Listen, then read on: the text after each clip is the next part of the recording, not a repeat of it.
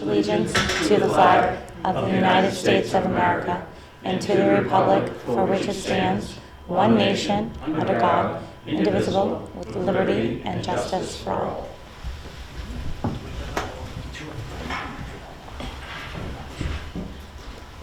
Well, good evening, everyone, and welcome to the Focus on Norton series, sponsored by Norton Republican Town Committee. My goodness, we're in 2025 already, time flies when you're having fun. And I'm Paul Rawazi, chairperson of the Norton Republican Town Committee. I will re-emphasize that our goal of Focus on Norton is to inform the people of Norton what is happening in our community and continue to grow our community into an informed citizenry. Our guest speakers are those charged with serving our community both locally and statewide. We have them tell their story and explain the duties and responsibilities of the positions they hold.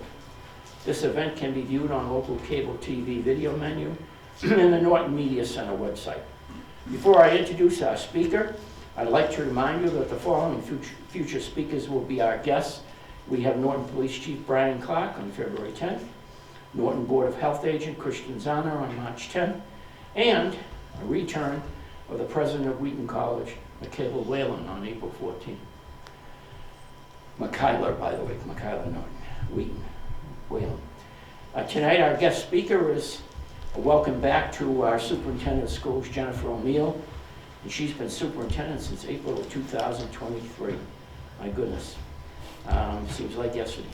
Jennifer is a 21-year veteran of the Norton Public Schools, beginning as a second grade teacher at the J.C. Solomon School in 2003. Dr. O'Neill received her undergraduate degree in education from Stonehill College and a Master's of Education from Fitchburg State University in elementary education. Dr. O'Neill also received a Certificate of Advanced Graduate Study from Bridgewater State University in Educational Leadership, and most recently earned her doctoral degree in Curriculum and Leadership from Northeastern University. During her tenure in Norton, Dr. O'Neill has served as a classroom teacher, a director of curriculum and instruction, and spent 7 years in the role of assistant superintendent for teaching and learning before assuming the role of superintendent in July of 2023. Actually, it was April, wasn't it? Appointed versus started, yeah. I guess, yeah, right? So. Dr. O'Neill has been recognized for her work in education at the state and national level, most recently by the Mass Association of School Superintendents with Assistant Superintendent Award in 2021. She's a resident of Mansfield and lives with her husband Kevin and two children, two boys, I believe, right? No? Girl and a boy. Girl and a boy, yes. Superintendent O'Neill has important responsibilities of overseeing our education of our students and managing a large portion of the town budget. And she has a lot to talk about, and we welcome her back as our guest speaker. Thank you very much. Thank you, Paul. Thank you. Thank you, Paul, for that beautiful introduction. Takes away a little bit what I was going to start with, because you clearly now know who I am, so thank you so much.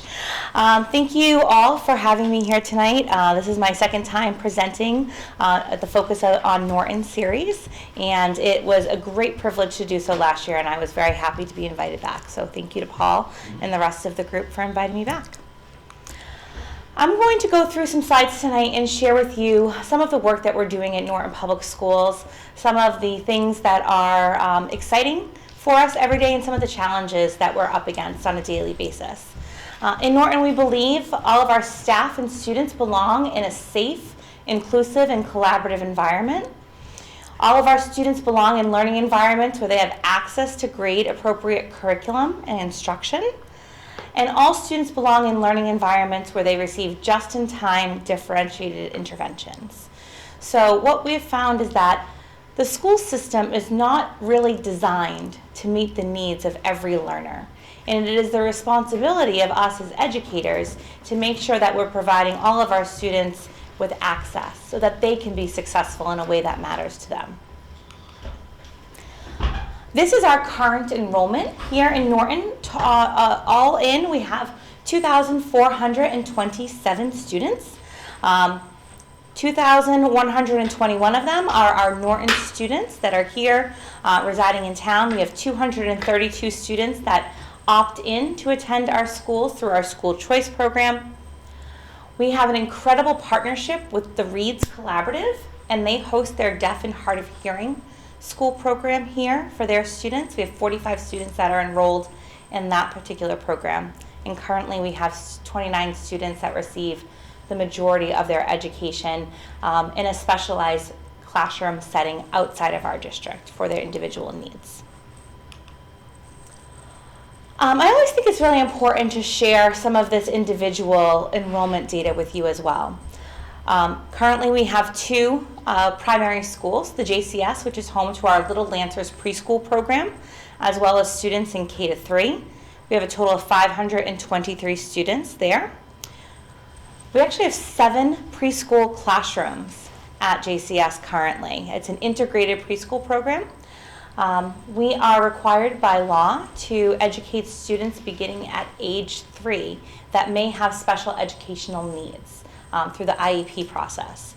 And what happens is that they are able to come to school. It is part of their IEP program. They are not charged to come to preschool. However, we create an integrated preschool program where their typical peers are able to attend and pay a tuition.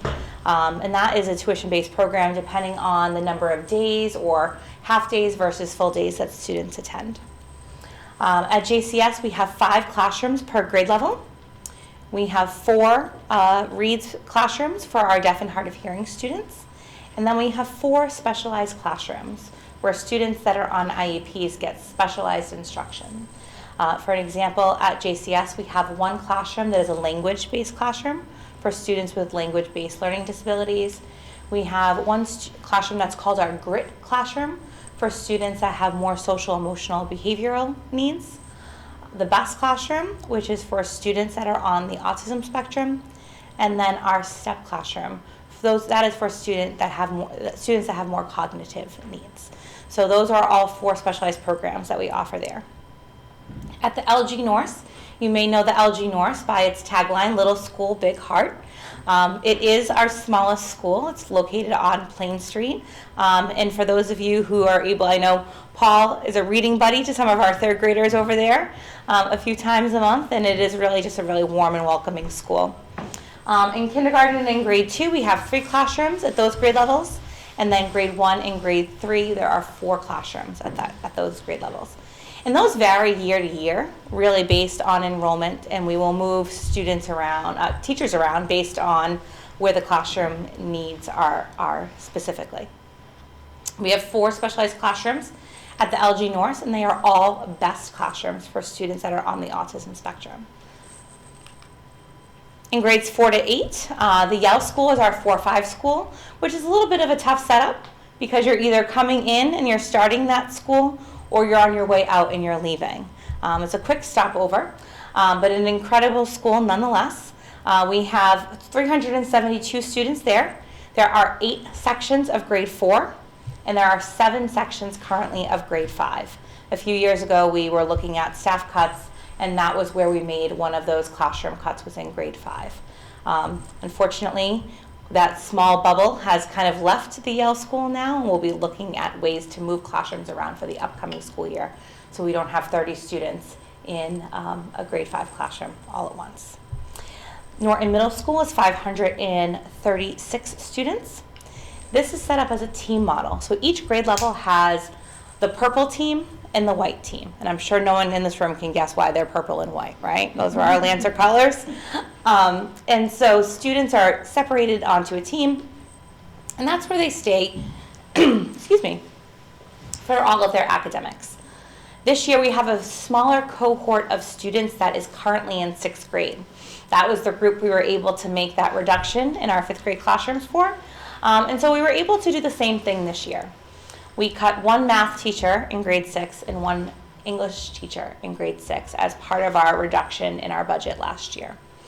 And what happens now is our students go back and forth across the teams in order to get either their English or their math instruction. It is definitely something that we're able to do right now with this small cohort. with our rising fifth graders, we'll be back to looking at different options for the following year. Both our middle school and our Yale School also host the Reads Deaf and Hard of Hearing program. A large majority of their students are integrated into the classrooms for a lot of their learning. And it's a really incredible experience because often those students come with a sign language interpreter. So you have someone who's fluent in ASL at the front of the classroom signing for their students, and all of the other kids are being exposed to this second language, which is a really, really amazing opportunity for them.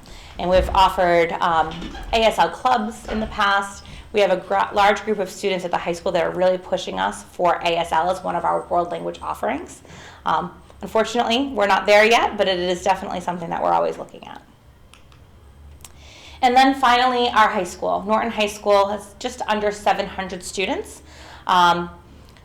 It says grades 9 through 12 plus, because just as I mentioned earlier, while we're obligated to educate students that have an IEP beginning at age 3, there are many cases where students will stay with us after a typical graduation age until the age of 22 because they have specialized instructional needs, whether it's academics or life skills, and they'll stay with us until they're 22 years old. So as you can see, SP, that is the 12 plus. We have 4 students currently that are between the ages of 18 and 22 at Norton High School. We have a number of specialized programs there, and we also have a READS program there as well. One of the things that when Paul and I were chatting about me coming out to present to all of you tonight were some of the things that are new on our plate, or some of the regulations that are popping up. And I brought 2 to share with you tonight. The first is the new MCAS graduation requirement. As many of you likely know, at the last November election, voters across the state voted to eliminate the requirement of passing MCAS as a high school graduation requirement. It is no longer required that our students pass ELA math and a science test in grade 10 in order to be eligible for a diploma. However, it does not actually eliminate the need for students to have to take the test.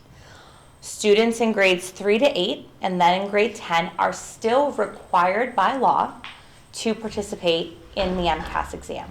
The only difference is that they no longer have to pass it in order to graduate. So the thing that makes me a little nervous as your superintendent is the fact that there's really no carrot or stick, for lack of a better word, to get kids to take the test seriously at this point. And one of the things that people don't always understand or realize is that every school district in Massachusetts is actually ranked based on their MCAS scores. It's part of the accountability procedure that the Department of Education puts us through every year. They look at MCAS scores of achievement. They look at student growth year over year in MCAS. They also look at other things like our attendance rates or graduation rates, which is definitely helpful for a community like Norton. However, it's a little bit frightening to think about the fact that they're still going to be using MCAS scores to rank us, but we really don't have a lot going for us. We are required by law to put the MCAS assessment in front of every student, and a lot of families say they don't want their child taking the assessment. There's really not an opt-out process, which makes it difficult for us as the educators who are responsible for making sure the test is in front of every child. When it comes to the graduation component, we now have 351 districts making their own determination about what that competency should be. So previously, it was the same across the state. Everyone had to pass math, everyone had to pass ELA, everyone had to pass science. Instead, and I shared the language from the law with you here tonight, we have to choose a mastery of common core skills, competencies, and knowledge by satisfactorily completing coursework that has been certified by the district as showing a mastery of the skills, competencies, and knowledge contained in the state academic standards and curriculum frameworks in the areas measured by MCAS. So we need to take a look at our coursework and make determinations on what courses do students need to pass and what should their grade be in order to have earned a high school diploma. So it's a little bit more complicated, I think, than just getting rid of the requirement of MCAS for graduation. Full disclosure, I have a sophomore, my daughter's 15. She will be taking the high stakes MCAS this year, and she is a very happy camper that this is no longer hanging between her and graduation. She was thrilled. So this actually goes into effect immediately with the class of 2025. And the other thing that I think it's important for all of you to know, and perhaps people that are watching at home, is if there is anyone that has graduated from Norton High School since 2003, when this went into effect, that was not able to obtain a diploma because of the MCAS requirement, you can reach out to us and we can take a look at your transcripts and we can judge it based on what our new competency determination will be, and we could potentially award diplomas retroactively, which is kind of cool, right? The other thing that I think is really important for us to talk about, because there's so much conversation about immigration and the migrant crisis in the state of Massachusetts, I wanted to share a little bit of information with all of you around that topic. So state and federal law requires that school districts enroll all school-age children who are residents without regard to immigration status. So when we are working with a family, and this has come into play with some of our migrant families, as I'm sure the large majority of you know, we are home to a migrant shelter here in Norton. It is at the extended stay over in the industrial park. Last year we had 3 school-age students that were enrolled, and this year we have 7. So I was chatting earlier with Mr. Chasen and Nate. Some of the other communities around us have a much higher number of students that are now enrolled in their schools because of the migrant shelters. Norton is not in that position. The extended stay in Norton is a very small place. There's only 25 to 30 rooms there in total. And so we've been fortunate that the number of school-age children has not made a big impact on our enrollment overall. The way that it's worked is that last year I believe we had 2 kindergarteners and a high schooler. This year we've got 2 first graders, a kindergartner, a high schooler, a couple middle school students. So it's not putting a lot of pressure on one grade, which is we're really fortunate. But when it comes to enrolling these families, oftentimes families don't have birth certificates or residency affidavits or any of these things. And it is our responsibility as a school system to not deny children an education for any reason at all. When we have homeless families, we take the children in, enroll them right away, and then we work with the family to figure out what was their last known residence, what type of documentation do they have for their child. So it's definitely a process, but I think it's really important for us, number one, to address the issue, and also, talk about the impact that it's had on our schools themselves. Funding Norton Public Schools, and I know, yes, Nick? Sorry. Yes. Can you also go over the cost that the state provides for the migrant children? Absolutely, I'd be happy to. So, great question. So in the first year of hosting migrant families, the state provided every district with $104 per student per day. So if they were enrolled in your school system, 104 times 180, and then they are automatically, you're able to get that funding. It's actually been really helpful because we were able to use that funding to provide translation services to families. We actually bought these amazing new devices. We have one in each school now where I can sit across from a parent and I can speak in English and they can speak in their native language, and it will translate on a tablet each side, so I can understand what the parent is asking me and they can understand my responses. So we were able to use that funding. They also gave us, I believe it was $1,000 right out of the gate too, to help with internet, any devices that students may have needed, clothing, anything that families needed right when they first got here. It's important to note that once a student has been here for a full year, that $104 per student per day is no longer in effect. because those students are now counted as part of our enrollment for Chapter 70. One of the things that I've heard, and there are other people in the room that may know better than I, is that there is an effort to find families more permanent housing as we come into 2025. And my understanding is that while we may see some of our families move out of the extended stay into more permanent locations, number one, they still have the right to remain in Norton as Norton Public School students. And number two, there will likely be other families that would be moving into their place. So that $104 per student per day is for any new student. So we have a few new students this year. We're getting that funding in that way, and others are just getting the Chapter 70. Good? All right. Okay, so last year was quite the budget process, as all of us know. We've started early this year, kind of taking a look at what our process is going to be. I think that I will address the elephant in the room, that I think the community spoke very loud and clear last summer when it came to an override vote. When you saw the outcome of that, and it was about 3-1 of no to yes, I think my team and our approach is like, okay, we have to deal with the funding that we have here. And we're trying to be really, really creative to think about ways that we can do things differently. If we've been doing something the same way for the entire time that I've worked in Norton, clearly it's not working. And therefore, we need to be creative and think about how perhaps we can provide students with supports in different ways. However, as a superintendent, it's still my job to advocate for the needs of all of our students. So that is always what I will continue to do. So we're spending a lot of time. We're looking at efficiencies. We're looking at class size. We're looking at enrollment data. We're looking at some of those numbers, as I mentioned to you before. Okay, we're going to have a bigger group of students coming up to grade 5, but we have a smaller group of kindergarteners. So where could we potentially move people around?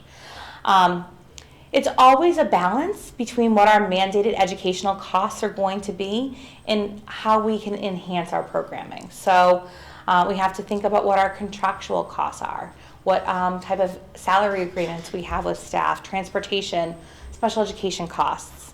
And then we always try to include our parents and our community in a lot of the conversations about this. Our goal is always to have a level service budget, which means that we're providing the exact same levels of service next year for our students that we're able to provide right now. So I apologize that what is in the purple is a little bit challenging to see, so I'll kind of walk you through it here. So we always start with salary increases, steps and cost of living increases. We are actually in the middle of negotiations with all of our unions this year. We are negotiating, with teachers and paraprofessionals, our custodians, and then we'll be negotiating later this spring with our administrative assistants as well. We look at out-of-district tuitions for students. This is what I mentioned earlier about students that were not able to meet their specialized education needs here in town. So we were forced to look at other programs through collaboratives or private schools. This is not sending students, this is not a school choice situation. This is for students with specific specialized educational needs. We look at service contracts, building and grounds, maintenance, what it costs to turn the lights on and have toilet paper on all the bathrooms. As we know, costs are increasing everywhere. We look at actual spending year over year. One of the things that's one of the most challenging for us to predict is substitutes. It's just like police and fire overtime or snow removal. You can't predict how many teachers are going to be out sick or how many people may go on a long-term medical leave, whether it's a maternity leave or something else. So those are things that are challenging for us to predict. And then we always look at our outside revenue. And I'm going to share some of that outside revenue with you so you guys have an understanding of what other things we're bringing in and drivers. We have a number of entitlement grants that we apply for every year. Entitlement grants are things that are either state or federally funded that we are, for lack of a better word, entitled to. So the IDEA grant is a special education grant that is federally funded. You can see that grant went about $8,000 more from one year to the next. Title I, this is for taking a look at improving student achievement, specifically for low-income students. And so that is allocated to schools based on the low-income percentage. We got a nice little increase there from one year to the next. Title 2A is for teacher professional development. Title 3 is for our students that are English language learners. So they may have, a different native language, or they may be speaking another language at home, and we are helping them be immersed in the English language. That is actually a grant that we share with Seekonk Public Schools. In order to be eligible for Title III, you have to have 100 English language learner students enrolled in your schools. We have about 65 currently, so we are not eligible. So what we did was we developed a consortium with Seekonk Public Schools in order to get some funding. And we split the money based on the number of students that we have. So it was, previously we weren't getting anything for it, so it's always better to get a little bit than none at all, right? And then Title IV, this is specifically around social emotional learning, student wellness. That was a big hit for us this past year, losing about $12,000. So overall, we're up about just about $27,000 from FY24 to FY25. And believe me when I tell you, we spend every dime of this money.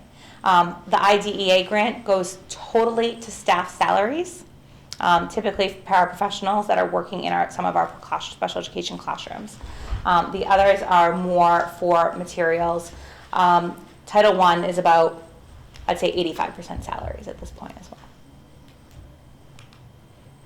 School choice is something else that we talk a lot about here in Norton. And one of the things that I heard, one of the ways I heard school choice described a few years ago, and I think it's a good analogy for people, is you're going on vacation, right? You're on that JetBlue plane, you're headed down to Orlando, you're gonna go see the mouse, and there's 3 or 4 seats that have not yet been sold. So the plane is going. It has the pilot, it has the flight attendants, it has, the special drink cart. We're going to try to sell those 4 seats to make up help subsidize the cost of this plane going. And you might not be paying $300 a seat, which I may have paid. You might be paying $150 a seat. So I like to think about school choice in that way. However, if you're going to think about school choice in that way, you have to be really careful that we're not adding positions in order to cut down the cost. So as you can see, this goes back to 2018, 2019, and we were taking in about $650,000 at that time. Fast forward to our current year, we are projected to bring in $1.62 million this year. It's a great amount of money. But we're also projected to spend about 1.5. So we are definitely at a place where we're spending almost as much school choice money as we are taking in. And it's really to subsidize our budget. That money is going to pay for classroom teachers. It's going to pay for specialists. It's going to pay for supplies, curriculum materials, glue sticks, art paper. Anything that we've had to trim out of the budget over the years, that's where it is all being paid for. I want you to be aware that this is kind of year to date. This is what we have projected to be spending at this time. The funds received could increase. At the end of the year, what happens is we submit a document to the Department of Education, specifically for any school choice students that are on IEPs. And we say this student is getting speech and language therapy. This student is working with the occupational therapist, and we get reimbursed for those services as well. So this is what we're projected to take in right now. It could increase by the end of June, but we won't know that until we get closer to the end of the finish line. Funding special education. So this is what we talk about when we talk about mandated costs. For students that have special education needs, they have a legal document called an individualized educational plan that says exactly what they need in order to be successful in their educational experience. So in-district costs, that might be the inclusion classroom where you have a general education teacher and maybe a special education teacher comes in and out and works with those students. Specialized classrooms, like I was sharing with you earlier about our best classrooms for students that are on the autism spectrum. We might also be getting speech, occupational therapy, physical therapy. And then we also look at the out-of-district costs. So these are for students that we are not able to appropriately educate them here in town. Whether it's they go to a special education collaborative or a private placement, transportation to get them to and from their school and on a daily basis. And then we have some students that have such significant needs, whether they're medically fragile or really significant educational needs, that they need a residential placement, which is 24 hours a day, 7 days a week, 365 days a year in some cases. Of course, it is always better, more appropriate, and less expensive to be able to educate our own students here in their town. If we are able to educate our own students where they can go to school with their neighbors, they can live at home with their families, they can be included as peers, whether it's in science class or in art or in physical education, those are always what we strive to do. And over the years, we've built a huge number of programs in order to be able to keep students in district. If we were to send out every student that has the potential to be in an out-of-district program, the cost now is exorbitant. It would be 5 times the amount. So as you can see here, so the graph on the left-hand side is the number of specialized classrooms that we have, and I don't want to trip over this. So since 2019, we've actually added 10 specialized classrooms to the district as a whole. And that means for every classroom we add, we have somewhere, and depending on the year, you might have 4 students in that classroom. You might have up to 12 students in that classroom, which means those students are being educated here with their peers, with their families, instead of being sent out of district. It is always a good financial decision to be able to create a program versus send a student out. And then the graph on the right is the number of students that we have out of district. So as you can see, the blue is the number of specialized programs, and the orange is the number of students that were out of district. So as you can see, as we've increased the number of specialized programs that we have, the number of students that are out of district has reduced year over year. And it's kind of challenging to see, and I just want to look super quick. At one point, that number of students out of district was hovering in the 45 to 50 range in 2019. As of today, this is last year's data, that's about 30. We have 29 students out of district right now. That's a huge, huge difference from what we were, and also has a huge financial implication for us. Of course, costs go up like everything else. So I'm sharing with you some of our out-of-district costs. Again, this goes back to 1920. And as you can see, the number of students that are out of district, 32, 38, 34, you can never ever predict. We are very fortunate right now to say 29, but that could change tomorrow. Literally, I could have a text message when I leave here tonight and say, oh, by the way, we have to do X, Y, and Z. But regardless, the cost goes up year over year. The average cost to send a student out of district is $124,000. That's the average cost. And when you think about it, we have students that are at collaborative placements that might be costing us $60,000, and then the transportation is another $15,000. But we also have students at residential placements that may be costing us $300,000 a year. And that is our obligation as a public school district, to make sure that our students are getting the services that they need educationally. So as you can see, we went up about 2.7% from last year right now. And I did put my disclaimer on the bottom. The 24-25 data is based on current enrollment and placement as of this afternoon. I didn't want to update this slide for you until I had that last minute reliable data, but it could change tomorrow. So I think that's important.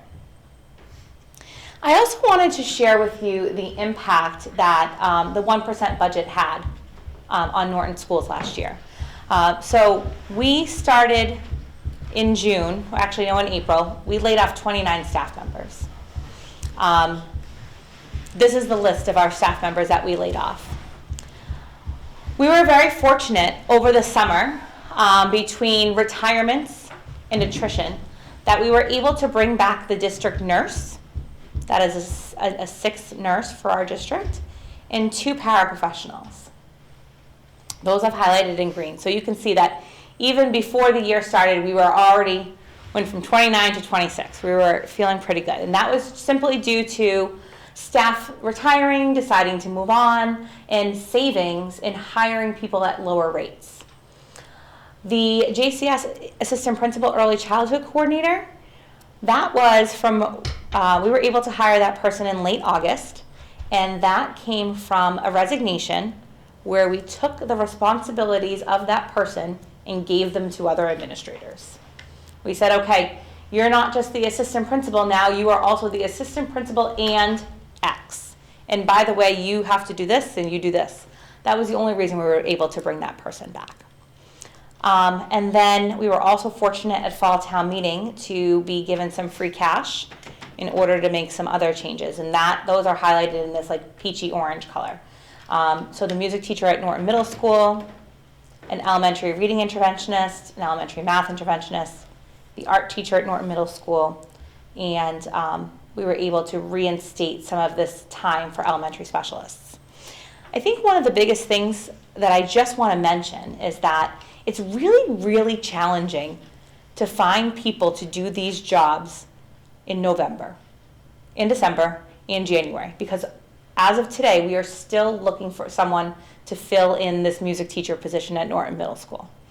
We were able to find a great art teacher, somebody young, right out of school.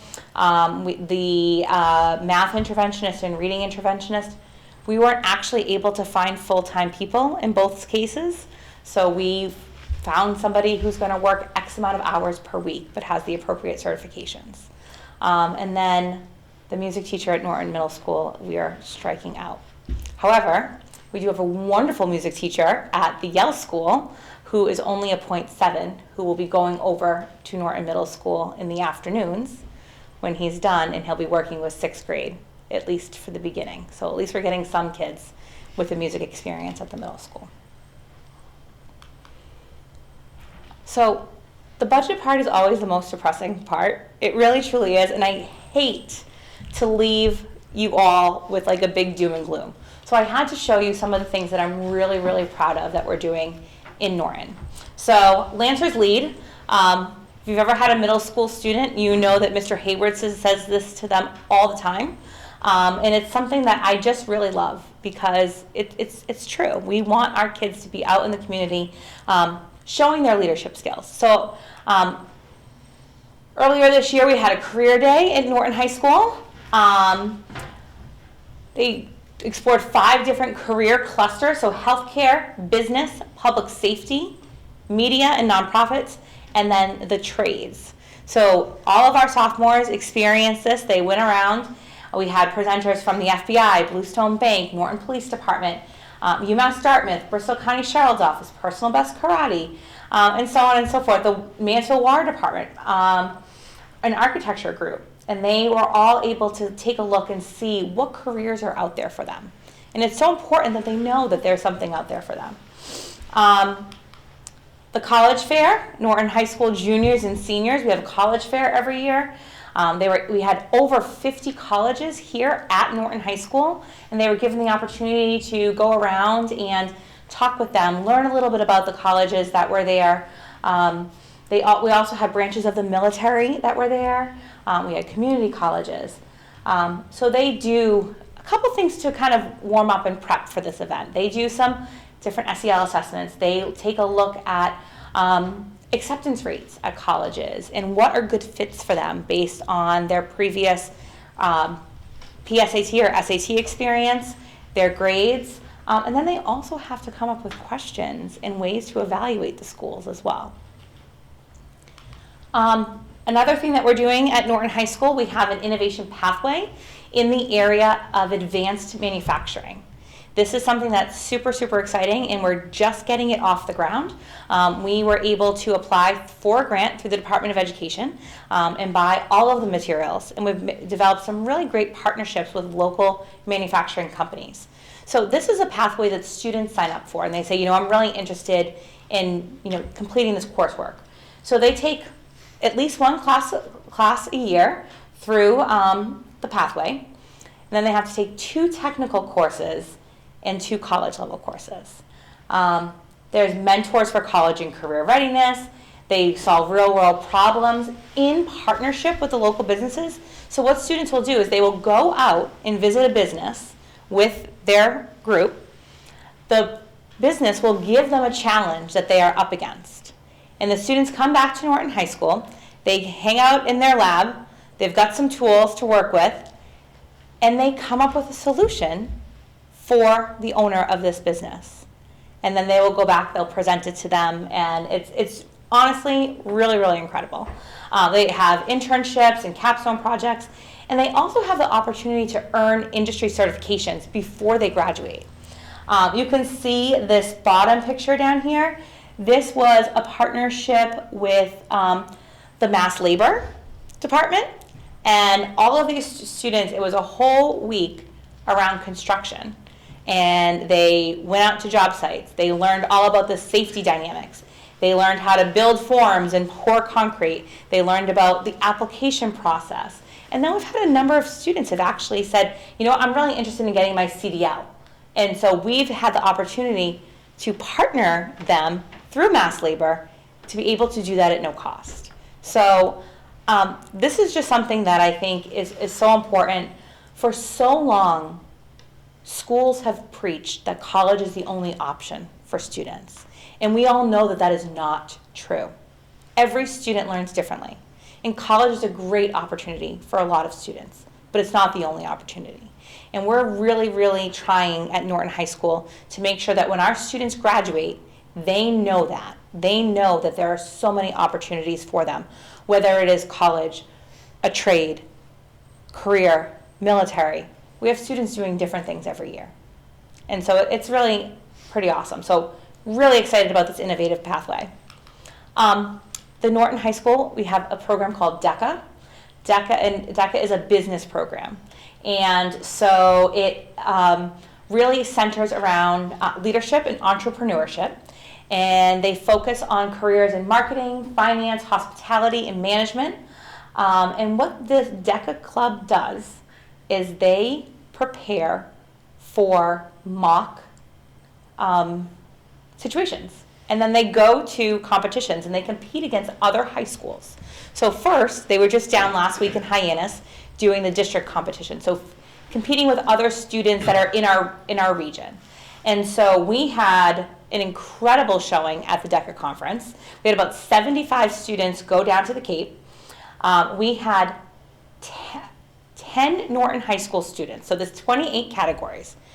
Norton High School got first place in 10 out of 28, which is incredible. 54 of our students placed in the top 10 in their category. 41 are going on to states in Boston next month, which is amazing. And then of the 140 state qualifiers from District 8, Norton took home 41 of those spots. So, and there's like 10 other schools there. So our DECA program is incredible. I also have to shout out my intern. His name is Benson Chang. Benson is the president of DECA, but he's also our social media and communications intern for the superintendent's office. So Benson took all of these pictures that you guys are seeing. I did all the beginning slides that were wicked boring. Benson did all these fun ones, and he's incredible. Norton used to pay someone to be our media and communications coordinator. We had a full-time person in that role. And now we have Benson, who's a high school student, and doing a really incredible job with the time that he has. Jen, is this funded through a grant, all these? So, excuse me, DECA itself, the students do a lot of fundraising. Okay. Norton pays for some of it. We pay for some of it through our budget. Right. and the students pay for it through some things as well. Our Best Buddies program, again, okay, this is Benson right here. He's awesome. He's our intern. He's also the president of Best Buddies. Best Buddies is really centered all around inclusion for our students with special education needs. Friendship, equity, belonging, leadership, and inclusion for students with intellectual and developmental disabilities. We have over 100 members at Norton High School, which is incredible. They sometimes can't all do an activity together at once. They have to break it up into smaller groups because there's just too many people all at once. And they are committed to spreading inclusion inside and outside of the classroom. We actually have a few of our members from Best Buddies right now going down to the Yale, and they're teaching 4th and 5th graders lessons on inclusion and how to make sure everyone feels included within your school community, which is awesome. And then finally, we are Unified Champion Schools. So this has to do with Special Olympics. Norton is actually home to 3 Unified Champion Schools. We are really striving to get the Unified District recognition later this year. So Norton High School, Norton Middle School, and the Yale School have all been recognized by the Special Olympics Association in Massachusetts. And the qualifiers to be a unified school is you have to have integrated pre-K, integrated physical education classes. So students with disabilities with their peers. We have unified basketball, unified track and field, unified bocce at the middle school, unified cornhole at the Yale School. We have annual day games, our Special Olympics. And then our 2 students right here, Benson again, and Addison, they are our representatives on the Special Olympics of Massachusetts Youth Board. And they do an incredible job representing Norton High School. So I think it's really important for my message to be that we're doing some really amazing things in Norton, and I think we have a lot to be proud of. These kids make me proud every single day. It's incredible to watch them, leading their peers or working with younger students. We are really, really fortunate. And this generation of students is so civically minded, they want to make a difference. It's, the future is bright with kiddos like this in charge. And then I want to leave you with a few thoughts of ways that the Republican Town Committee or perhaps people at home can help to support Norton Public Schools. One of the things that we talk a lot about is circuit breaker. Earlier I mentioned that it costs us money to send students out of district for special education programs. So the way that the funding works is that the district is responsible for the first $40,000. And anything over and above that gets reimbursed through the circuit breaker process at the state level. Now, circuit breaker is supposed to be funded at a minimum of 75% every year. It doesn't always happen that way. There are years where it's 75, there are years where it's 65, there are years where it's somewhere in between, or even less, which makes it really, really challenging for us to budget, because we never know where that reimbursement is going to come in. One of the things that I am advocating for, and my association, the Mass Association of School Superintendents is advocating for, is we want to see that 75% number go up to 90%. And so we're asking, I met with some of our local senators and representatives over the summer and more recently, we're advocating to see if we can get that number up to 90%. This would be a huge, huge difference for us here in Norton. So I ask you all to consider, writing to your legislative reps and letting them know that this is important to you as well. Additionally, special education transportation. The cost of transporting a student to a program in Framingham back and forth on a daily basis is extremely expensive. Quite honestly, the costs are exorbitant, and we're up against the wall because there are not a lot of transportation providers that are out there, and the increases from one year to the next are outrageous. So one year we were promised 75% reimbursement, and we actually got the money. It was 57%. That's a huge difference when you're trying to balance a budget in the spring. So we are asking for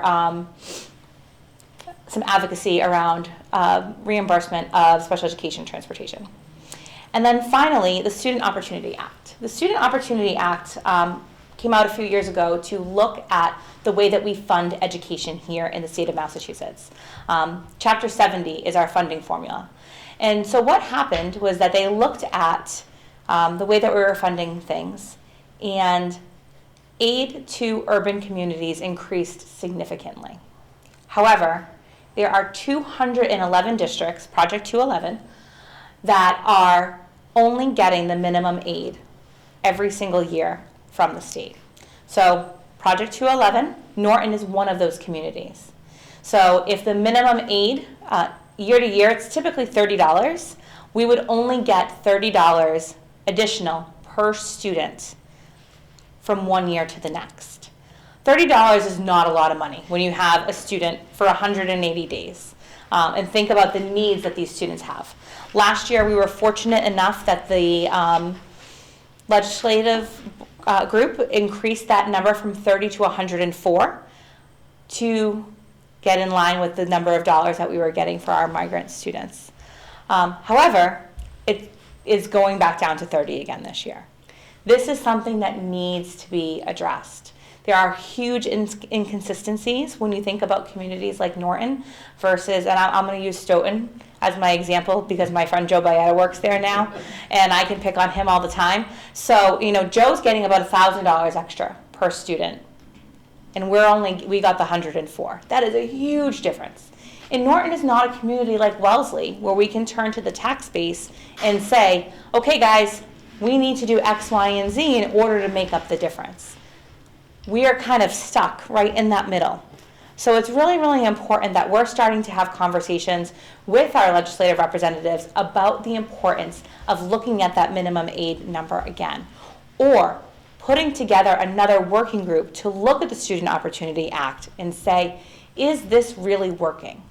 And so we were fortunate to get the $104, which ended up being, I can't even remember off the top of my head, $160,000, I think, which was, we will take $160,000 over zero any day of the week. However, it's still not enough for us to really make ends meet. So people always ask me how they can support. These are some 3 good talking points for you, I hope. And then with that, I'll take any questions that you might have. Always sign up to be a substitute too. You can also sign up to be a substitute teacher. We would love to have you. We pay $100 a day for substitute teachers. We are always looking for people to help us. I feel like it should be like jury duty, that everyone's kind of tapped every couple of years to come in and really give people a broad understanding of what our schools are like in 2025. Because we all have educational experience. We all went to school. So we all think we know. But it's very different. So, any questions? First of all, thank you for everything that you do. We really, really appreciate it. Thank you. I have 2 questions, actually. The first is, you mentioned some of it, I think, just a minute ago, but what are some of the budget, do you have a sense for what your budget challenges are with respect to unfunded mandates? That's question number 1. And question number 2, with the change in federal leadership, what is keeping you awake at night? What are you concerned about? Oh boy, how long do we have?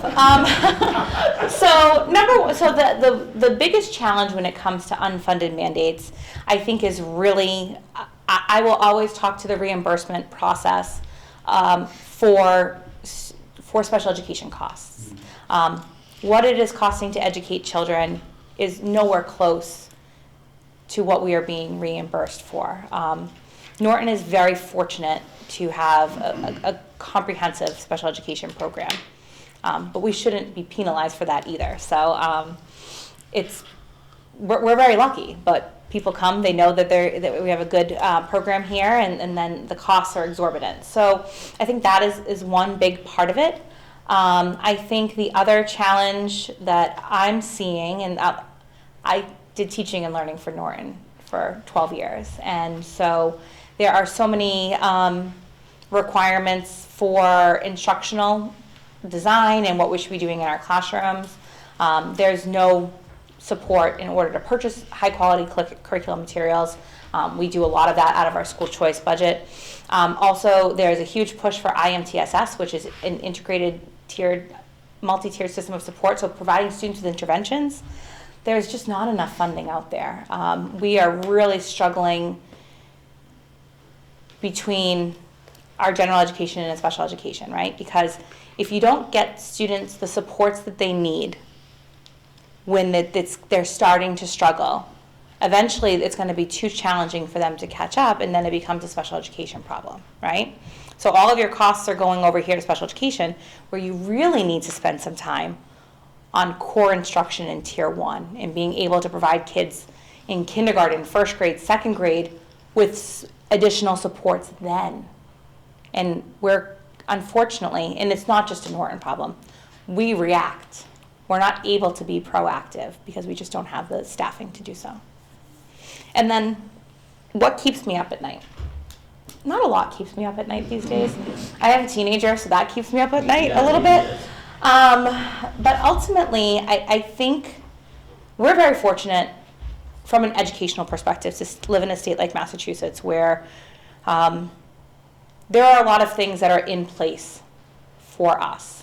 Specifically, students with special needs, some of our marginalized students that don't speak English at home. I'm a little worried about what could potentially happen to federal IDEA. When you think about, we get about $800,000 a year of federal grant money for specifically IDEA. All of the title grants are federal grants, and that was about $1.2 million for us. So I'm hearing from a lot of my colleagues' connections to Washington that we talk about doing certain things, but the reality of being able to eliminate a lot of those things, it's not going to happen. So that actually makes me feel kind of good. I was a little bit more nervous before I had heard some of those things. I just want to make sure that our students are protected and that they have access to a high quality education. And I think we're doing the best we can to give that to them here. Paul? You know, being a former teacher, the foot soldiers in our system, Yeah. we've got to take good care of them. Can you give us, without playing your cards, how's the teacher's contract going to look? We saw a lot of towns in Massachusetts last year heading on strikes. They're all different profiles. You know, some of them are more richer communities than ours. But how's our teacher force? Are they? Well, we have some of the best teachers I've ever seen in my entire life, number one. And I don't have to say that, but I do say it, right? I'm very fortunate that I have worked with some of these people for 20 plus years. We grew up together, for lack of better words. We started at 22 in the trenches, in the classrooms together, and I've been able to maintain a lot of those relationships. So our team has a good relationship with the teachers union, and I think that at the end of the day, we all want what's best for our students. And so we are in the very beginning of negotiations, and so far it's been a positive process. And I think I have faith that it will stay that way. And ultimately at the end of the day, I think we all know that there's only so much money. And so we both, the teachers union and the administration, we have to be creative thinkers to think about how can we make people feel valued, and also within our budget. Tough job. It's a tough job. Any other questions, anyone? She covered a lot of ground, so I guess, Jennifer, thank you for coming. Thanks for having me. This was great. We hope you have you back someday with a lot more good news. Thank you, Paul.